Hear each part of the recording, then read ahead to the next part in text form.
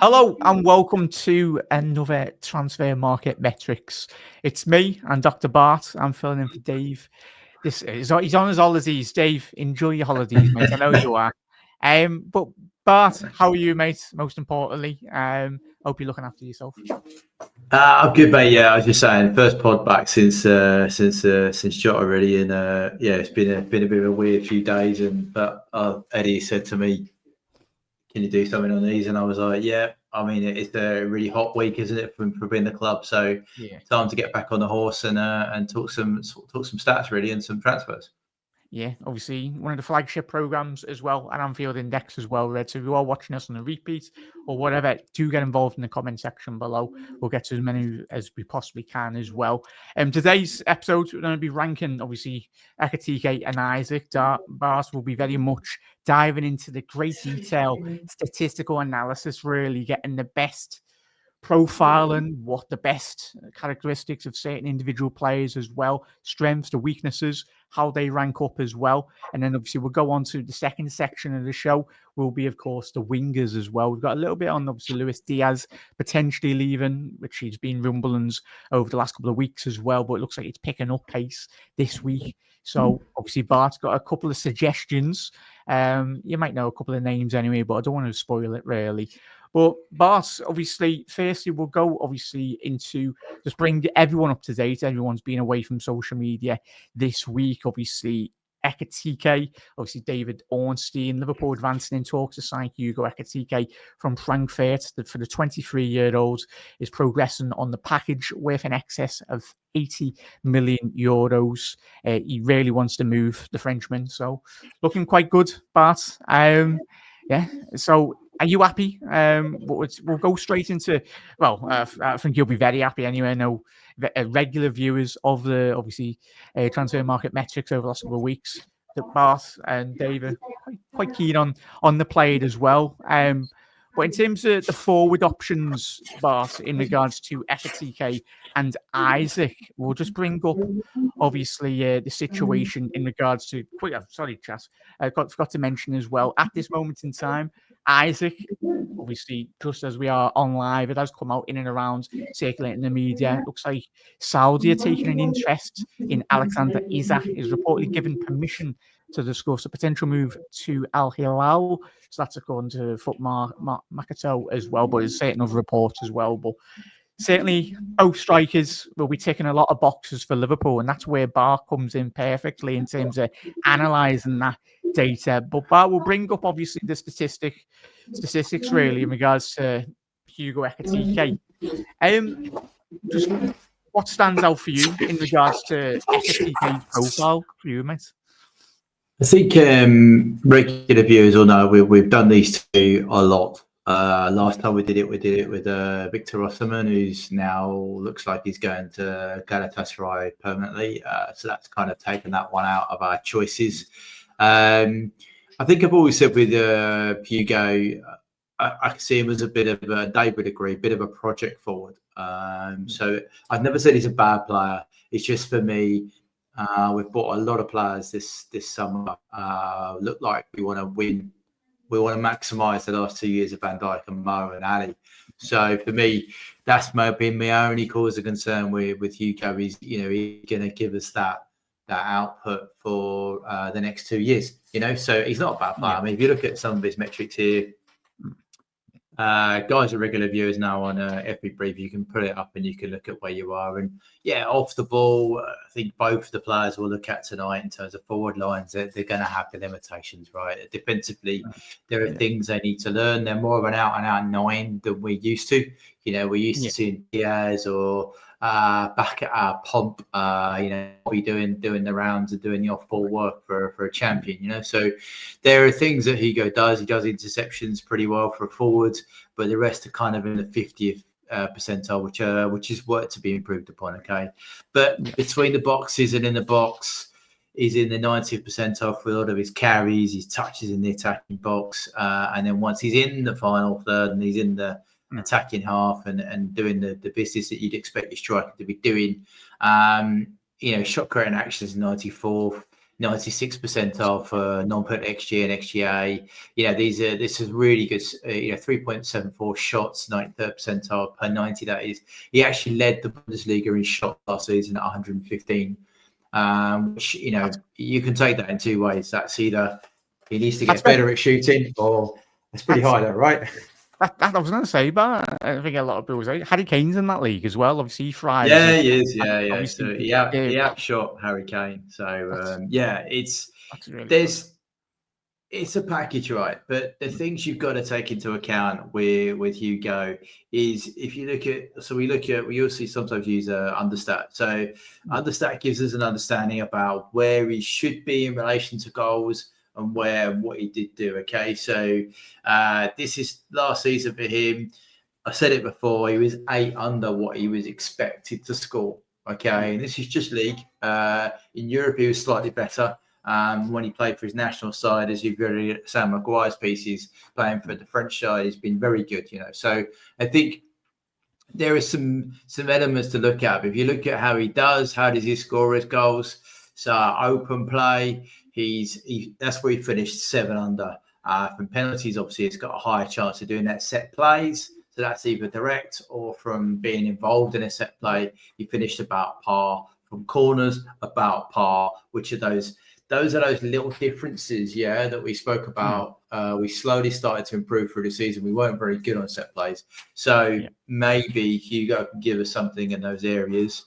If we look at where he's taking his shots, outside the box, he's pretty much bang on.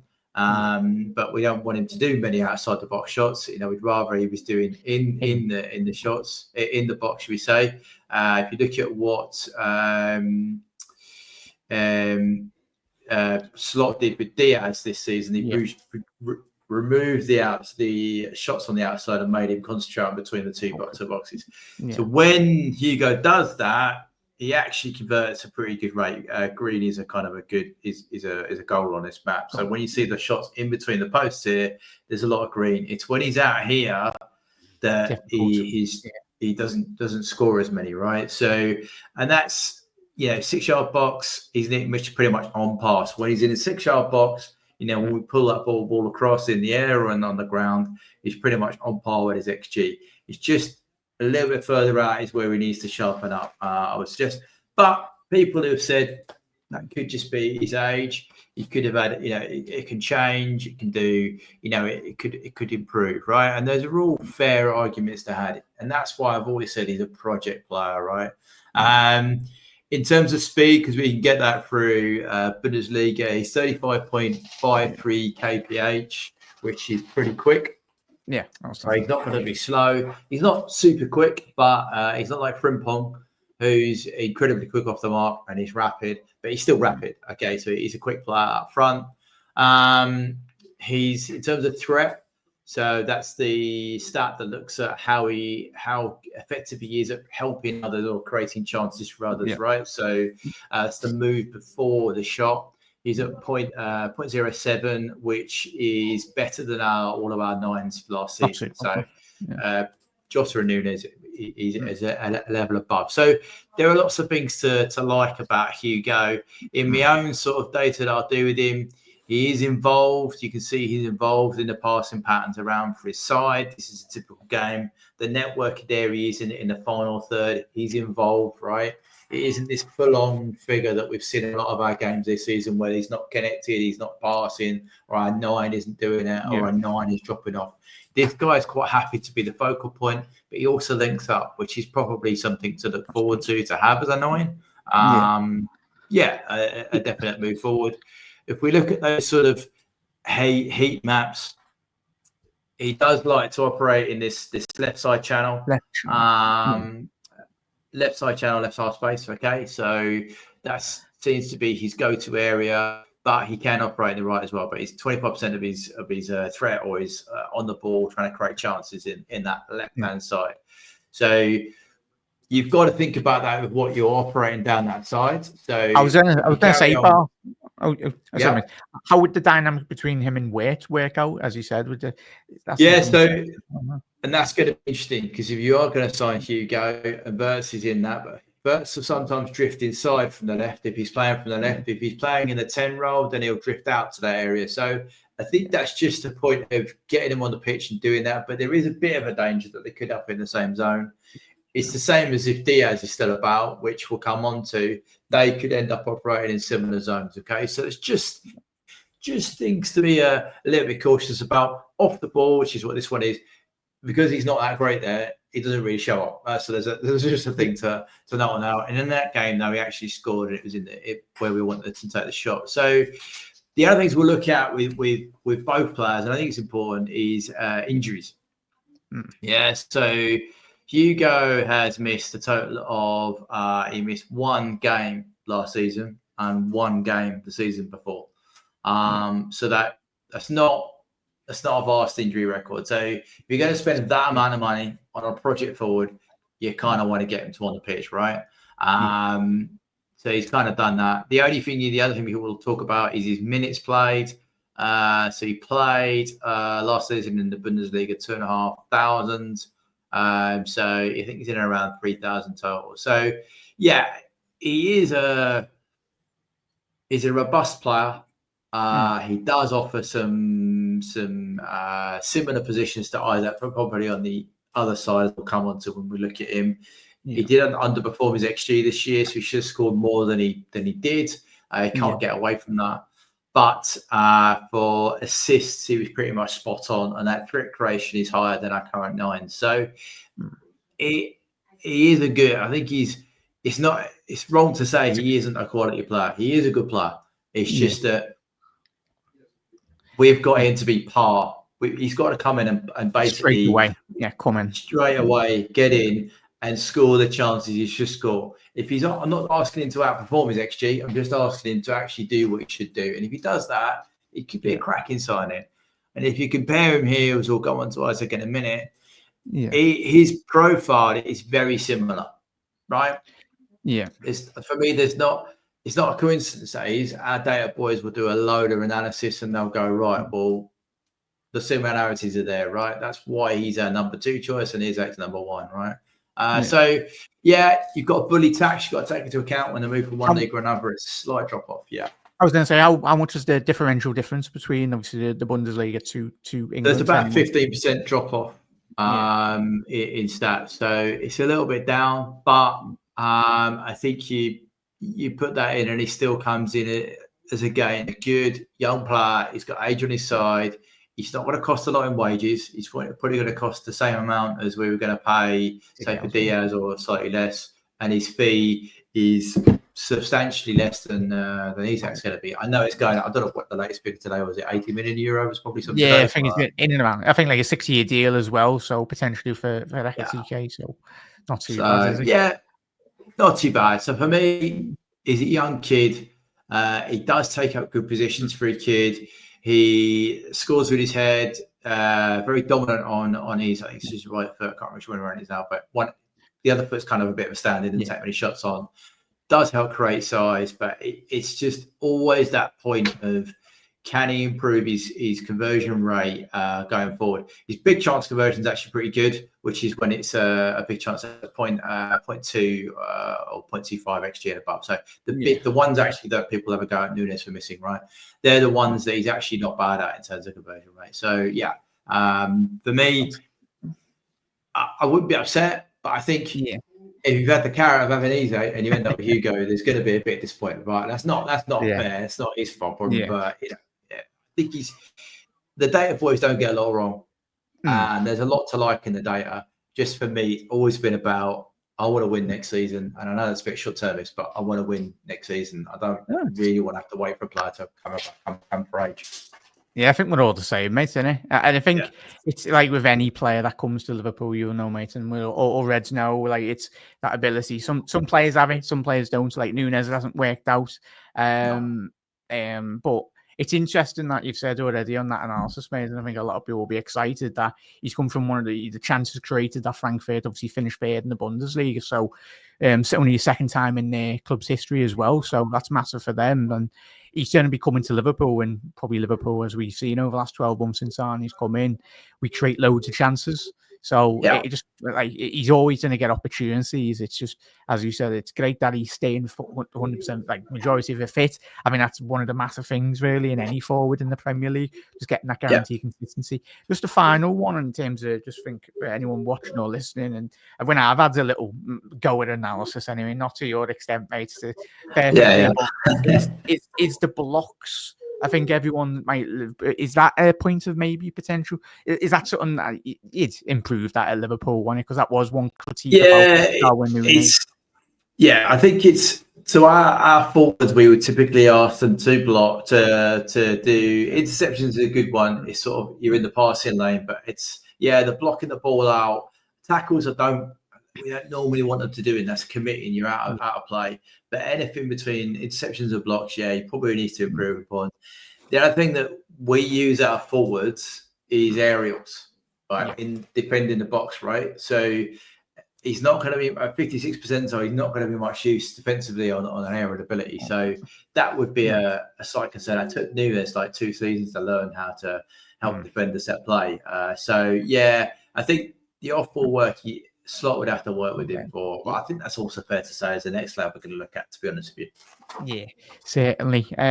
So we'll segue into that fella, this Swedish machine that he is. As we said at the top of the show, he has been linked with Saudi this evening. As we know, with sports news, it can quickly develop anyways. When this video is out, it might have developed. I think every Liverpool fan would, me and Bart, we'd all love both of them, but that's just being greedy anyway. But maybe. But Isak, I've watched, I think, the regular viewers of the obviously TMM, mate. It'd be very much, he ticks all the boxes. I hate using the word prem proven, and that's awful. But like it not really. Sorry, it's a proper analysis point of view. But for me, when I look at players, if they're doing it in the Premier League, that transition from other leagues, some players have, like Nunes has struggled in terms of adapting to the league, but I think he's done really well. But in terms of the strengths, I think we all know the strengths, Bart, in regards to Isak. Is he? Has he got the whole package for you? I mean, off the ball, I think he's still the same, right? It's actually a pretty characteristic of all the forwards that we've looked at since we moved away from Alvarez, right? Which I'd still love to get Alvarez, but he's not going to come, right? We'll put him to one side. But the 3 we've been left with as an options have all had this thing about the off ball needs work on. So I think it's just a profile thing that they've looked at, and they'll go, Slot will improve that. Okay, Slot is a good trainer; he can do that, right? So. Blocks is higher than Hugo, but he's less in terms of tackles and interceptions. So, horses for courses on much of that off-ball stuff, to be honest with you. But in between the boxes, so you got carries at 93rd, you got passes 87, he passes 77%. His completion rate's pretty high. Progressive passes received, that means he's receiving it higher up to go and play 88. If you look at what he does in the box, slightly lower percentiles on some of these, but so he's taking slightly less shots. He's taking 3.1, whereas I think Hugo was nearly 3.5. Shot creating action is 3, whereas Hugo's a little bit higher. But as you say, this is in the Premier League. You haven't got to apply that reduction tax. It's Premier League. They're all green. They're in high elements. He's non-penalty goals and assists. He's 87%, so it's about 0.7 a game. It's pretty decent. It's more decent. So there's a lot to like about him. The key things that people look at for Isak will be minutes played in the league. And last season in the league, he played 2,000, just short of 3,000 minutes. I think if you had that cup games in, he came in at about just over 3,300 minutes. So given that our forwards typically do fight over 5.5K. Yeah, I was going to say, how does that compare in previous other seasons for Isak? So he's actually crept up in terms of minutes, but I think I was in Discord last night chatting to a few boys, and so he has increased his minutes from when he first signed, right, which was over 2 seasons, but that's still that's just below. Given the amount of games Liverpool play, which is in the 60s, right? That's you're missing. I mean, let's be kind. Let's say there's 3,500. You're still missing 2,000 minutes, nearly 2,500 minutes of a forward. And we know what that's like. This season we've played Diaz there, great. brilliant. But that isn't exactly what Slot wanted in his 9, right? And there was games where you could have done with Diaz out wide to really go at the fullback, and you couldn't because you didn't have a 9. It ended up being the most played combination, Cody, Diaz, and Mo. And it worked really well. And I'm not knocking them, but I don't think that was a Slot's original plan. I think just because of injuries and a player not quite getting the message across, we ended up having to do that. So if he's going to buy a 9, yeah, the availability of Isak has always been a bit of a worry of mine. I'm never going to, Dave will always tell you that. It's my only thing I'm really worried about is this availability. But everything else, as you say, he's played the Premier League. There's no conversion tax. He scores goals. He assists. He does a lot of the good things. If we look at him in terms of how he links up, again, a player that likes to be involved, a player that's hovers on the right side though, whereas Hugo remembers on the left side. So this person could dovetail with Mo or get in the way of Mo, depends on which way you want to look at it. Yeah. Or if he's close to Mo could just be nice giving him balls all the time. And then you got Verts coming in the other side, could be, and then maybe Dom crashing the box from the 10. You could have a nice plethora of, and Kirker's coming down the left. We start talking about next season, you start getting way too excited. But I'm just saying, these could complement, like Hugo could complement as well. But he takes some good positions in the half spaces here with the passes. If we look at some of the, so as I said, his threat touch maps on the right, so 30% in the right half space. Remember, Hugo is 25% on the left, so he's operating different side of the pitch. Not to say he can't operate on the left. I'm just saying he operates a different side by chance. Yeah. Off the ball, to just be fair, again, very limited. All right, same as Hugo, not the touch map you want to see. And if you look at his shot map, again, right side dominant with a shot inside the width of the goals and two on the outside, but he more accurate in terms of shots on target.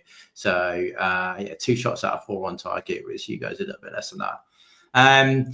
Just looking at some of the other things we would just for comparison, if you look at his injury record, and again, as I've said, it's one area of concern with Isak.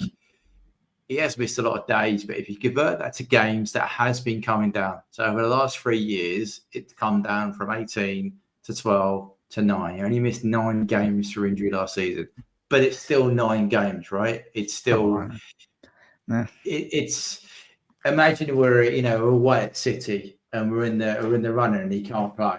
It's that kind of thing. And I think that's my only, as I said, it's my one worry is if I'm spending that amount of money on a player, which is rumored to be £130 million, I kind of want him to be bomb-proof, if I'm being frank with you. I want him to be there when I need to play him. So, but the boys in the club seem to be happy with that. And I think the guys have gotten in terms of training have clearly shown they can keep players on the pitch longer. Look at Konate, his minutes have been up this season. Just for comparison, Isak's minutes are exactly the same as Konate's last season. So if you want to know availability in terms of picturing it in your own side, that's about the same level the two of them are. So that's 2/3 of the season Konate was fit for. He missed a third. That's kind of what you're kind of getting with Isak. He's in terms of speed, he's 34.2, so he's slower than Hugo. He's quick, but I'm just not saying he's not rapid.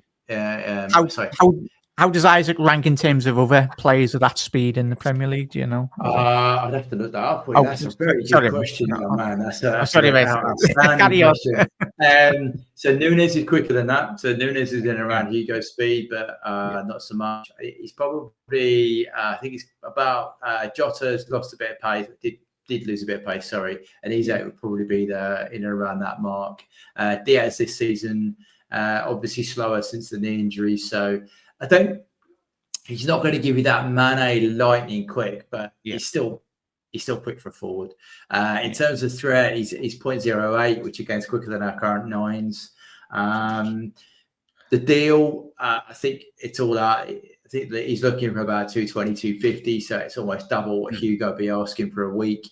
So it's kind of, it will cost you a lot more money, but I think you probably get. I think you're getting a better player, but it's getting that right balance, and it may. I think in terms of speaking hypothetically, really, would Isak, if he was to come to Liverpool, massively benefit with that?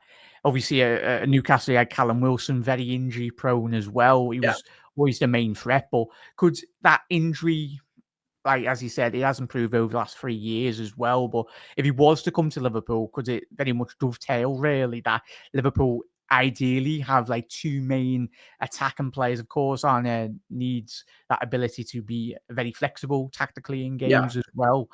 Could that injury like history improve in the future? Obviously, 26 as well, Isaac. So we'd be getting quite a fair bit of wage, but he'll be getting his probably last contract in his career. In all honesty, probably if he was to sign for Liverpool, hypothetically, it'd be like a 5-6 year or whatever. Mate, could that improve? Because as he said, we play a lot of games. It wouldn't necessarily just be Isaac, would it? I think this is where I think I said last night. Signing both of them, right, isn't as mad as you think, right? I know people will be like, "What you were talking about? That's a lot of money," and I'm like, "Yeah, it is." And you have to think about, obviously, why would Hugo come to be a rotation player and all that kind of stuff? And I accept that, all right, and that's probably a reason why it wouldn't happen. But in terms of sharing those minutes out, right, that actually works quite well. If you have 3,000 each, right, you can develop Hugo. This is Isak's probably, like you said, last contract, right? He does the business for us, and you got his predecessor in. So there is, but I think if you're going to sign this player, and this is why it was the Palace lad that we were linked to. Links like that interest me because it means that they're thinking, all right, we'll go and get Isak, and we know he can't do all the minutes we do, so we need to play the League Cup and FA Cup games. It's crucial. It's that kind of thing because I'm not sure Dan's is going to be held about. I think he's going to get sent on loan. Chiesa is, I think he's a cracking player, but I'm not sure Slot values him. So therefore, there's a spot in the squad. I think we'd be lying to ourselves if we didn't all think about the fact there's probably about 2,000 minutes we need to find from someone to play up front. Because even if we do improve his injury record, which we could do, right? Our team are infinitely better than Newcastle. That's a bit harsh. Our team are better than Newcastle's. They've got all the squads with good backman stuff. We've got some great guys involved in us, and also as consultants involved with the club. So we have a good range of people around our players. But that's a lot to ask to produce. To add 2,000 minutes to a player's availability is a lot to ask in a season. Maybe 2 down the road, maybe. But he's not getting any younger, as you said, right? And typically, as players get older, they become less available. Mo's just a unicorn, and Van Dijk's a unicorn. We have to kind of put them to one side and say, do you know what? You don't buy many unicorns anymore. So Yeah, the main thing is we got the money now, but I think the club will run perfectly in regards to the finances. Yeah. So maybe if we're in dreamland, maybe it might happen, but you never know. A lot can happen in football. But so in terms of your analysis, do you want to summarize in regards to those two players, mates? Anyway, and are you happy to move on to obviously the forward as well? I think the thing people have to get their head around is seemingly reading the multiple updates online. I think the Isak deal is I don't think it's dead, but it kind of seems to be down to a couple of people to make a call, and if they make a call, then he's out there, right? That's just me looking at the socials, thinking that I think that's what the lines are, and Hugo's pretty much there as a backup. So I think that's where we are.